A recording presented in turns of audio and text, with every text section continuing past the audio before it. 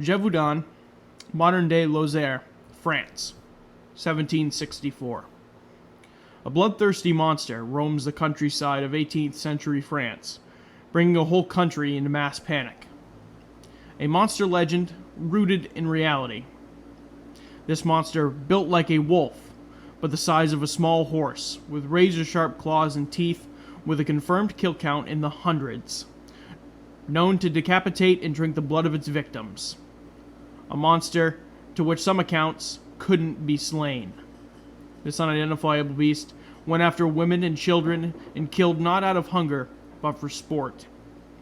Today on Unblurring the Unknown, we cover one of the most compelling real-life monster legends of all time.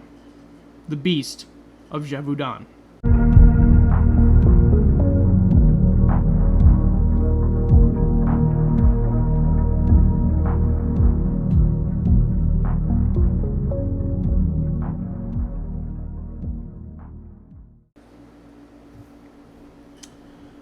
Welcome back to Unblurring the Unknown, and I appreciate you all for joining me for my Halloween special. This episode will be coming out on November 1st. I do apologize about the lack of communication on that part. I've had a lot of things go on in my life personally, and it's been kind of picking up the pieces, so to speak, about making sure I still get an episode out and making sure that I still do a Halloween special for you all. So before we get into the deep dive into the story of the Beast of Gevaudan, I just want to offer a disclaimer. This episode can be graphic at some times, so if you don't like the mention of people getting eaten alive, or the word decapitation, then you might want to skip this one. So before we get into the story, the accounts, and the history of the Beast of Gevaudan, to fully understand today's topic, we need to also understand what France was like in 1764 and the 1760s in a whole. Now, one word to describe France in 1764 would be horrendous. The economic situation in France was terrible at this point. The 7 Years' War had just ended. France suffered numerous defeats against the British and the Prussians. Because of this, King Louis XV lost many overseas assets, such as Canada. That being the big one, obviously. Now, this war was a global conflict, and it was known in America as the French and Indian War. Now, the French lost pretty much every colony that they had, and the British took control of Canada, Louisiana, and Florida from the French's occupation, and the French's economy was pretty much in shambles and was desperately trying to recover at this point. Now, France was in dark times. And honestly, this might have been a situation where the nation could have used a common foe to rally around for a nation to come back together. But none of them could have predicted what that foe would be. Now, the Beast of Gevaudan really starts with the first sighting and the first kill. Now, the Beast of Gevaudan is described in reports as very canine-like, like a wolf, reddish-brown fur with a stripe down its back and a long fuzzy tail. It was similar in description to a wolf, like I said, but people said that it was different. The size was considerably larger from accounts, and the beast could also stand on its hind legs, according to some witnesses and reports as well. Now, the first encounter with the beast was in April of 1764, when a woman was tending her cattle in the Mercois forest near the town of, and bear with me because these words, they're French and I'm going to mispronounce all of them, and I do apologize. She was tending her cattle in the Mercois forest near Languedoc. When tending her cattle, she described something like a wolf, but not a wolf, charge her and try to attack her. However, the bulls of the cattle herd attacked the beast and were able to drive it off back into the woods. So even though the beast couldn't claim its first victim in this incident, it wasn't long after until it did get its first. Now, shortly after this encounter, on June 30th, 1764, 14-year-old Jean Boulet was attacked and killed by the beast near the village of Les Hubats, near Languedoc. Now, it is split on whether or not Jean Boulet was the first victim, as on her death certificate they cited, quote-unquote, the ferocious beast, which could indicate that she was the first declared death from the beast, but obviously the townspeople had known about the beast, and that's why they cited the ferocious beast on the death certificate or so on and so forth. So it's kind of split on who was the first victim of the beast. However, it's commonly agreed that Jean Belay was the first documented one. Now, the second victim of the Beast of Gevaudan was also another 14-year-old girl who was killed on August 8th. She lived in the hamlet of Masmejean. Both of the victims were killed in the LA River Valley.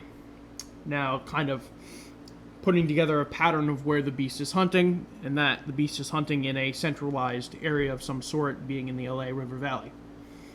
Now, these attacks seem to escalate further, as throughout August and into September, the death toll only continued to rise. However, the beast was attacking everyone. It seemed to have a preference in women and children, which could be attributed to the fact that the beast looked at them as easier prey. Now, rumors had started to spread about the creature, and panic had started to grip the region, with all sorts of news being spread about the Beast of Gevaudan. The beast almost gained supernatural status amongst the locals, as they believed that this beast could make large leaps and bounds, but could also repel bullets and come back from the dead, which we will get into later. Now, is there any legitimacy to these claims? Probably not. This was 1764, this was France, this was during a time period where the economy was not great. Could the encounters and reports be exaggerated? Obviously, being a very religious area, could they be exaggerated? For the word of, thinking that the Beast of Gevaudan was the work of the devil and their supernatural abilities to this animal because nobody can seem to find it. That could be a strong possibility, but again, that is really all speculatory. Now, the word of the beast grew, like I mentioned, and since peasants were becoming the main target of these attacks, many townspeople feared for their lives. They wouldn't go out at night, they wouldn't send their children to the fields alone, and they even added bars to their doors and windows in their homes in the event the beast had happened to attack their homes, and that would help them be some sort of protected. As the killings continued into the later parts of 1764, the news made its way all the way to the French government. Now, the French government knew that they had a problem on their hands, and obviously felt like the beasts needed to be killed as soon as possible to prevent more bloodshed. Now, local aristocrats in the area of Gevaudan felt like it was their duty to help kill the beast and look like heroes to the peasant population that was becoming the main victims of these attacks. Now, these local aristocrats helped organize the first hunting party to try and hunt the Beast of Gevaudan down. Now, Etienne Lafont, who was a local government official, and Captain Jean-Baptiste Duhamel, who was sent to Gevaudan by King Louis XV, were the organizers of the first hunting party that were tasked to try and hunt down the beast. Now, Captain Jean-Baptiste Duhamel got together a group of dragoons, which were French cavalry, and members of the Royal Army, and basically Etienne Lafont also had a bunch of volunteer hunters and farmers who basically wanted to kill the beast. They all came together to try and to kind of track the beast down. To which, to no surprise, they had no luck. Now, they tried tracking the beast, they tried poison bait, and even some men dressed up as women, because the beast seemed to target women more, so in an attempt to lure the creature into an ambush, they dressed as women. Which, this didn't work. I guess it's an interesting idea, but it didn't work. Now, eventually, the group of people that were hunting the beast reportedly made its way upwards of 20 to 30,000, and it often seems that the beast always found a way to avoid detection or escape. Now, King Louis XV eventually grew frustrated with Captain Duhamel's efforts and replaced him with professional wolf trackers who also had very little to no success in finding and killing the creature. Now, like I said, Captain Duhamel did not have much success, and after 7 months of tracking the creature, he and his men, including the rest of the hunters, left the area. Now, that being said, they did manage to actually find the beast in October of 1764, as they had tracked him to an estate where they found it stalking a herdsman who was outside tending the fields. Now, they were able to flush the beast out of the woods and into a clearing where the hunters aimed their muskets at the beast. They released a volley of musket fire, and the beast seemingly shook off the volley of rounds and bolted from sight completely unharmed. Now, obviously, that helped fuel the speculation that this was a beast of maybe supernatural or demonic origins, as it just seemingly was able to repel all these men firing muskets at it and just kind of just ran off, which again fueled the legend even more. Now, the reports and attacks by the Beast of Gevaudan were also accompanied by stories about there being possibly multiple creatures, as these attacks seem to be happening in multiple different areas of the countryside within a very short period in between. So the townspeople and the royal army and things and other people who were trying to hunt the creature felt like there was multiple, as all the attacks were happening all over the place. Okay, the beast is no way able to travel from this location to this location within this certain time period. So speculation grew that there was multiple, beasts of Gevaudan. Now, there was also stories of the beast possibly being spotted with a baby, which spread rumors that there could be a breeding population in the area and that there might actually be a bigger problem than they had originally thought. Now, if there was a breeding population of, beasts of Gevaudan, that would be very much cause for concern, because at this point, just through 1764, the beasts already had a kill count that was probably in the 24 up to this point. And the death toll kind of varies on how much the Beast of Gevaudan had. It ranges anywhere from about the hundreds to all the way up to the 300s, and it injured even more than that. So the thought of that was honestly petrifying to the people of the Gevaudan region. Now, La Gazette de France, which was the first weekly news publication in France, picked up on the story and ran with it. Now, this whole event of the Beast of Gevaudan is also kind of classified as the first media sensation, as the La Gazette de France picked up the story of this man-eating beast that couldn't be stopped by a whole nation's army, and it took off like wildfire. The Gazette and other journals circulated the sketches, and the public in other countries pretty much mocked King Louis XV because him and his army couldn't stop a wolf in their eyes. Hey, look, King Louis XV just lost a war, and now he can't even kill a wolf. Like, talk about a friggin' failure, that guy. So, again, King Louis XV was mocked because, again, this was seen as another French failure in the eyes of the world. Now, King Louis XV knew he had to respond to some sort of this because he didn't want to seem as a coward or somebody who wasn't standing behind the French people or somebody who wasn't acting upon this beast who was killing citizens of France. So King Louis XV's first response was by rewarding the bravery of a teen who had actually survived and fought off the beast with 6 other kids when they got attacked in the countryside. Now, Jacques Portefax was with 6 other boys when he got attacked. Now, the beast latched on to one of the younger boys, and Portefax and the other members of the group were able to get the beast to let go of the boy, and the boy actually survived. And this whole story seems a little bit odd, because up to this point, no one had really had much luck in driving off the beast. But again, this is 1764, and who knows how accurate the story is, and how much is kind of a glorified game of telephone with how much information is kind of just inconsistent to a certain extent. Because up to this point, the beast had proven only to be driven off by a charging bull and withstood gunshots. So a bunch of boys, hitting it with sticks and kind of like driving it off into the woods kind of didn't make a whole lot of sense. But again, I don't think it needed to make a whole lot of sense because King Louis XV was like, Jacques Portefax, you're a hero. You saved a boy's life. And that was kind of like a feel-good story to make everybody feel a little bit better that, not everybody was just dying from the beast. Regardless, after hearing the story, King Louis XV rewarded Portefax by actually giving him a reward of 300 livres, and even supplied him with a college education at the state's expense, which is pretty nice of him, honestly. Now, another story came forward of another woman being able to fight off the beast. Marie Jeanne Vallée, who was 19, was attacked on August 11th, 1765, and she was able to fight the beast off after impaling it through the chest with a bayonet that was fixed to a pole.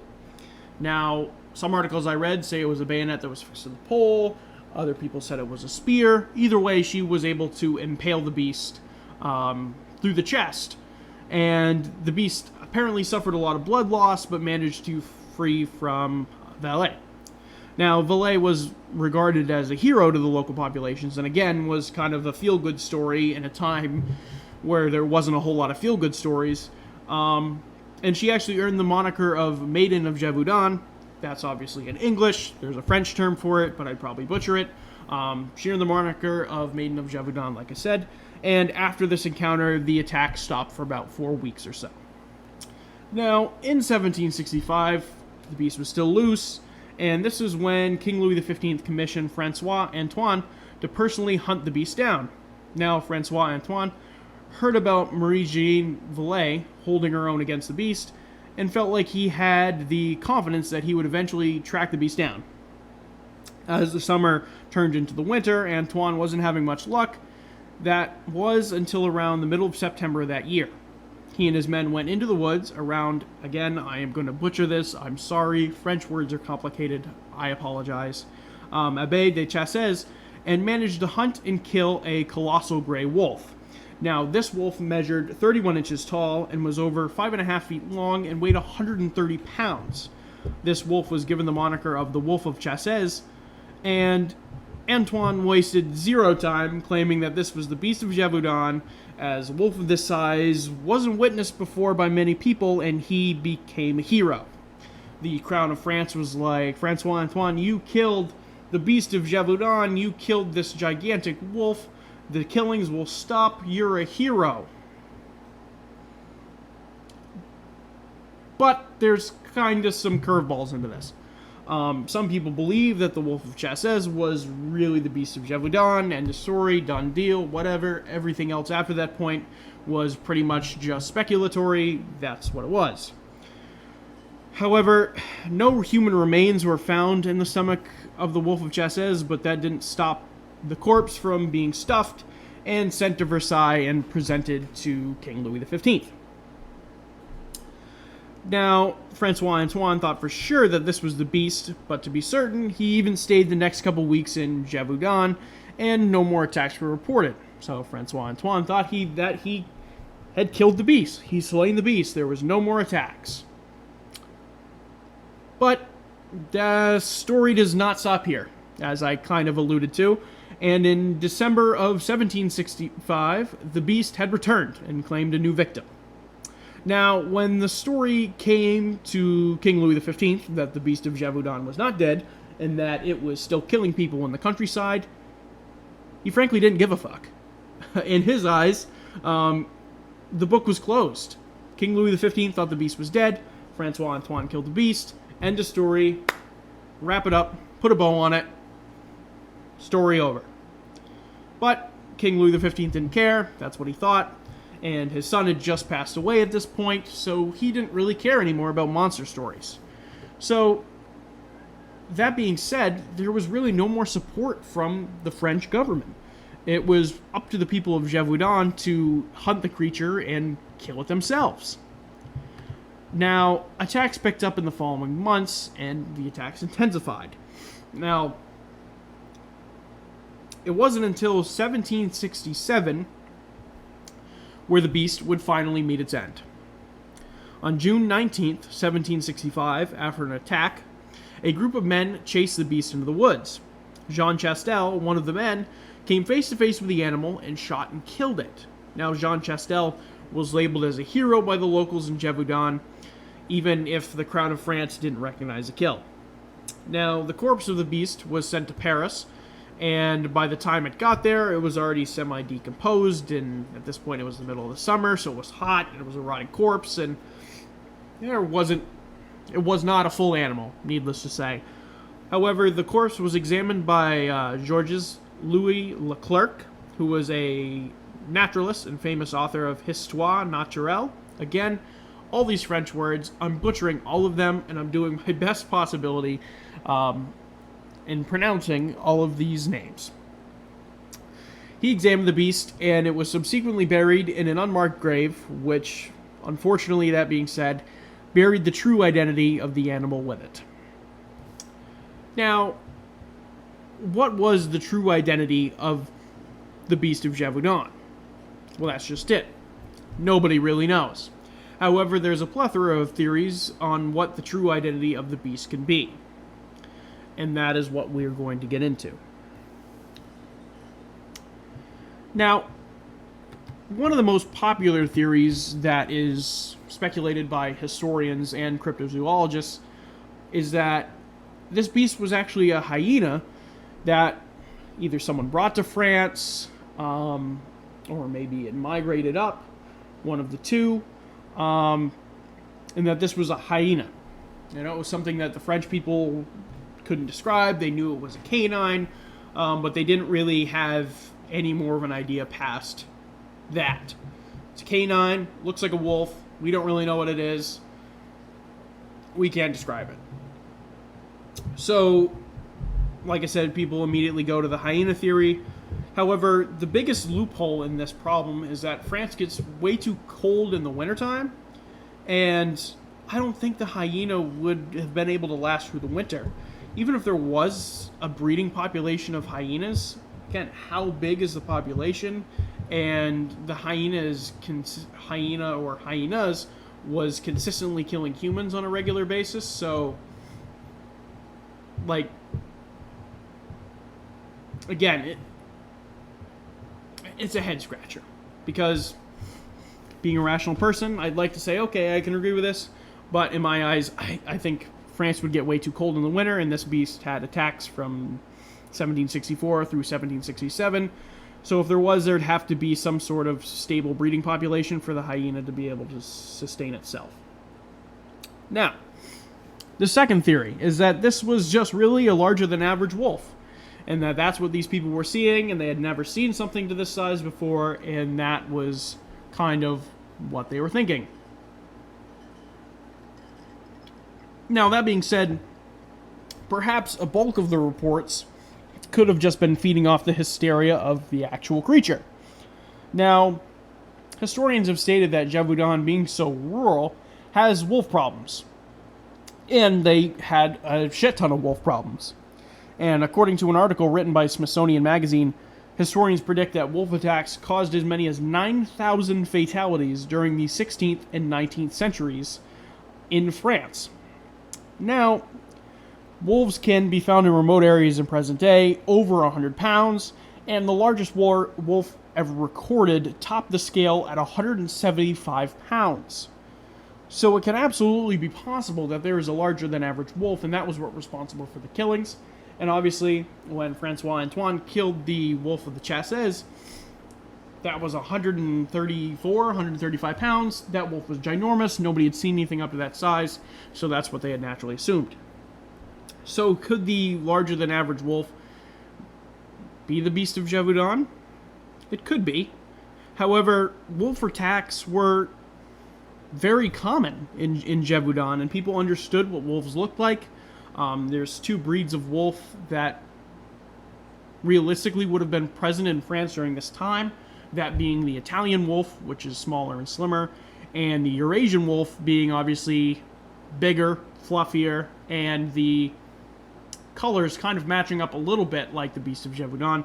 But that being said, the residents should know what a wolf looks like. Wolves went after livestock all the time, and humans and wolves did not really get along at this period in time, so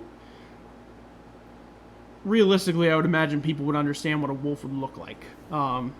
So that kind of, I don't really fully buy it. I think it could buy, some of it, and people just feeding off the hysteria. They see a larger than average wolf, they're like, oh my god, it's the beast of Gevaudan, yeah. But personally, I'm kind of on the ropes with that. Now, our third theory is that could this be some sort of prehistoric holdout? Could this be a dire wolf? Could this be some sort of prehistoric animal that has managed to stay alive over time? Could this be some type of now extinct canid that has managed to survive up to this point, and there was a tiny breeding pair, and they were killing people because they were obviously running out of food sources. They were desperately trying to survive, and that could be responsible for the beast of Gevaudan. Now, one problem with that, this could be possibly a dire wolf. A dire wolf fits, honestly, the description of the size of the beast, because obviously a dire wolf was consistently in the bigger than average wolf category. It was consistently 130 to 150 pounds consistently. However, the dire wolf died out over 10,000 years ago, and it eventually got its food sources beat out from other predators. Other wolf species that were smaller could catch smaller prey that the dire wolf couldn't because the dire wolf was too big, and eventually this led to the dire wolf going extinct because it was too big. The dire wolf was too big, so it died out, which is kind of weird to think about.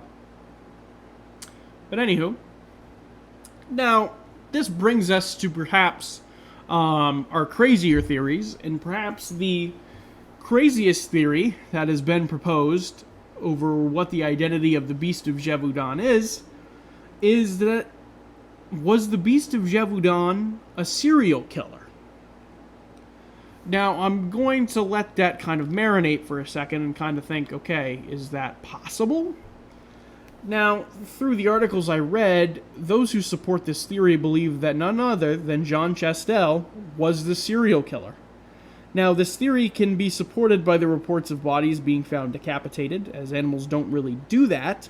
And to top it all off, there was a short period of time in 1765 when Jean Chastel and his son, Jean-Antoine Chastel, the names are so original. They both had served time in prison, and these attacks actually stopped. Now, the reason the Chastels were in prison, according to one article, is that they were aggressive towards two gamekeepers who were under the command of Francois Antoine. Now, that was the same Francois Antoine that King Louis XV commissioned to kill the animal, and he was the one who eventually kind of did when he killed the Wolf of Chasses. Now, why would the Chastels try to prevent Francois Antoine from hunting down the creature? Now, this brings us to where theorists speculate that the two had crossbred their pet mastiff with a wolf and had trained it to kill. And once the animal would kill its prey, perhaps the Chastels would dismember the body in some way, or so on and so forth. Even if they had a dog that was crossbred and they trained it to kill, the behavior of a trained animal kind of also matches up with what people were saying. If the animal didn't have a good attack or it needed to regroup, it would go back to the wood line, kind of compose itself, and then attack again, which kind of lends credence to the idea that this animal knows what it's doing. It's attacking with purpose, and it's trained to do so because it's not just attacking until it gives up. It's actually stopping, analyzing, and then attacking. And then if it doesn't work, going away, and then coming back. Which, like I said, lends credence to the idea that this could be a trained animal that humans trained to hunt other humans, which is a truly horrifying thing to think about, quite frankly. But again, I don't know what the Chastels would do with the bodies once the beast, or their dog, or their wolf dog, if the wolf dog killed it and then the Chastels were using the bodies for something, that part doesn't make a whole lot of sense. Like, why would the Chastels train their dog to attack people, and then, like, they wouldn't attack people? Like, it's a little weird, but it's interesting to think about. And then once maybe people were on to what they were doing and maybe Chastel got sick of the act, he quote-unquote killed the beast, which was his own dog, and labeled himself as a hero. Quite frankly, crazier things have happened. Now, people, all the way out in left field, have also speculated that maybe this was a human wearing a wolf skin. Like wearing a wolf skin suit. And maybe that corroborates the sightings of people seeing the creature on its back two legs, but that, I think, is a really big stretch. But again, crazier things have happened than a person putting on a wolf costume and going and trying to attack people. Because if somebody had put on a wolf costume, I feel like when they would know that it was somebody in a wolf costume, you know, when all the hunters, led by Captain Duhamel, had tracked the beast down and shot it with a volley of musket fire, and it was a human, and they killed it, I know it was a human. Like, as much as I want to kind of believe that this was history's first iteration of a furry, I can't buy this at all. I don't know why this is really proposed as a theory, but I guess it's just kind of funny to think about. Now, our last theory. And again, another theory that's kind of on the wild side, but it's interesting to talk about because there's a portion of France's history that's not really talked about, and I had no idea that this happened until I actually looked into this last theory.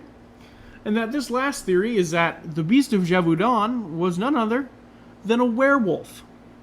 Now, like I said, in a portion of France's history that I had no clue existed, lies its own sort of Salem witch hunt. Now, France, being extremely religious, found themselves at the center of a mass hysteria incident, which I hate. I hate mass hysteria. I hate mass hysteria as a theory. I just hate it. Anybody who does these things hates mass hysteria, and we think it's gross because it feels like a cop-out to what's actually going on.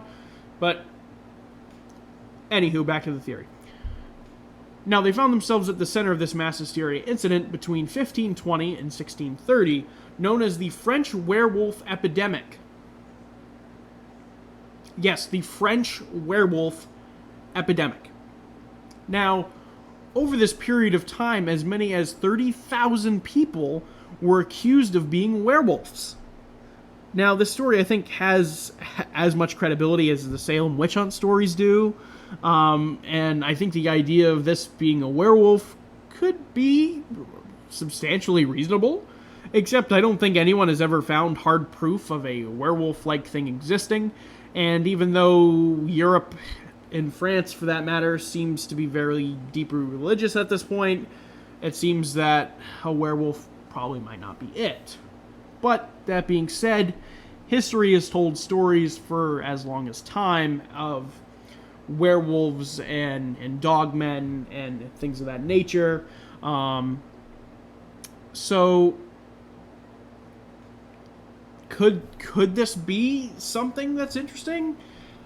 Yeah, it could, and that could kind of buy into the supernatural type stories of the Beast of Gevaudan. But again, it's interesting, and it's kind of something to think about. Now, that kind of brings me to my personal theory. Now, my personal theory is that a part of me really wants to believe that this was some sort of unknown canine of some sort that was either a crossbreed between multiple different animals and somehow was able to sustain itself in France and was able to survive by competing with the other canines in the area. But again, I think a majority of the sightings of the Beast of Gevaudan, or even maybe attacks, because that they are just Eurasian wolves. Now, the Eurasian wolf matches the size on the big scale, on the larger end of them, does match the size description. It matches coloring to a certain extent, and like I mentioned earlier, the most common wolf in that area probably would have been the Italian wolf, which is smaller, a little slimmer, and would they even think they would know what a Eurasian wolf would look like? Obviously, a Eurasian wolf, or also known as a Russian wolf, shares that kind of same area too. So could it be that? Yeah, it could be that. But again, part of me always wants to feel like they would know what a wolf was if they got attacked by a wolf. But there's just so many attacks, and if it was just a flat-out wolf, that's what it would be, and that would be the end of the story. Could it be some sort of wolf with a deformality or a pigment issue that caused it to be maybe a darker color, maybe a different color entirely, that would match closer up to the creature, and they looked at it and was like, okay, that looks like a wolf, but the color is different, and the characteristics are a little different. And, I mean, it could be a whole plethora of things. But the idea of behind the Beast of Gevaudan is nobody knows what it is, because the history during this time was so all over the place, and the fact that the corpse was buried in an unmarked grave means we're never going to know what it was, and we're left with the idea that there was a monster, a real-life monster, that killed hundreds of people, and we have no idea what it was. But, again, this tale could be inflated, and there is a lot of different moving pieces that just further move this whole legend of the Beast of Gevaudan forward. But again, I really like the serial killer idea, but I don't think the logic in my brain wants to go with the serial killer idea, although it's very interesting and very cool to think about. But yeah, let me know what y'all's opinions are on the theories of what you think the Beast of Gevaudan is. Let me know. Let me know in the comments. Comments on Spotify, comments on YouTube. Please let me know. And that is going to conclude today's Halloween special on the Beast of Gevaudan. Obviously, last couple weeks ago, I did OP Rock. Want to do kind of a spooky episode with ghosts, whatever. And then this week, I kind of wanted to do kind of a monster story with, you know, Halloween being yesterday, kind of getting a little bit into the spirit. So yeah, I hope you all enjoyed it. Before I leave you, please go to Spotify. If you have not listened to me on Spotify and you've just listened to me on YouTube, please go to Spotify, turn the notifications on. You will get notified every time that I post a new episode. If you are listening to me on Spotify right now, please go over to YouTube. Please like, subscribe, and follow so you can stay in the loop of every time that I post new content over there. And yeah, let me know. And for those of you who aren't aware, although I do this shameless plug at the end of every episode, you can send me topic suggestions, and you can send them over to unblurringtheunknown@gmail.com.